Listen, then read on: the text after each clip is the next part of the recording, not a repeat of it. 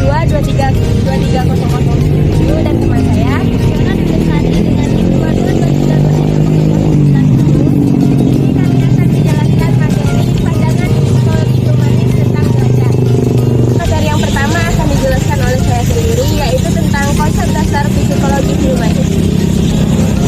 Psikologi humanistik datang dari sekelompok psikolog di bawah kepemimpinan Abraham Maslow pada tahun 1960.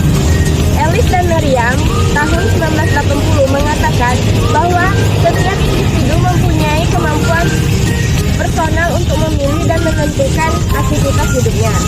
Humanis mengajarkan manusia memiliki rasa kemanusiaan yang mendalam, menghilangkan sifat-sifat otoriter, egois, dan individualis, yaitu tidak semena-mena memaksakan lawan bicara paham akan pembicaraan kita. Materi yang kedua yaitu tujuan belajar teori humanistik. Dalam teori belajar humanistik, tujuan belajar adalah memanusiakan manusia. Selanjutnya yaitu asumsi teori humanistik. Yang pertama, secara natural manusia dilahirkan sebagai pribadi yang baik. Yang kedua, setiap individu bebas otonom. Dan yang ketiga, setiap individu mempunyai potensi untuk berkembang tanpa batas. Yang keempat, self-concept, mempunyai peran penting dalam pertumbuhan dan perkembangan. Yang kelima, setiap individu mempunyai kemampuan untuk mengaktualisasikan diri.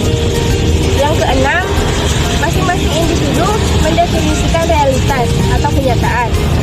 Yang ketujuh, setiap individu mempunyai tanggung jawab untuk dirinya dan orang lain. Materi selanjutnya yaitu tokoh dan konsep humanis.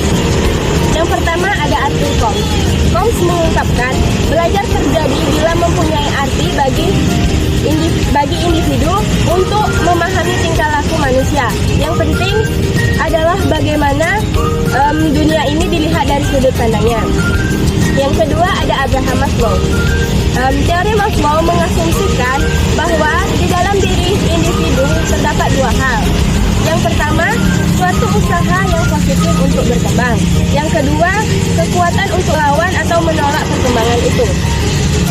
Individu berperilaku dalam upaya untuk memenuhi kebutuhan yang bersifat hierarkis.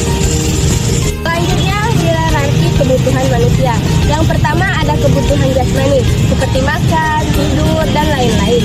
Yang kedua, ada kebutuhan akan rasa aman. Yang ketiga, kebutuhan untuk dimiliki dan dicintai. Yang keempat, kebutuhan harga diri. Yang kelima, kebutuhan untuk tahu dan mengerti. Yang keenam, kebutuhan estetis. Yang ketujuh, kebutuhan aktualisasi diri. Dan yang kedelapan, transenden.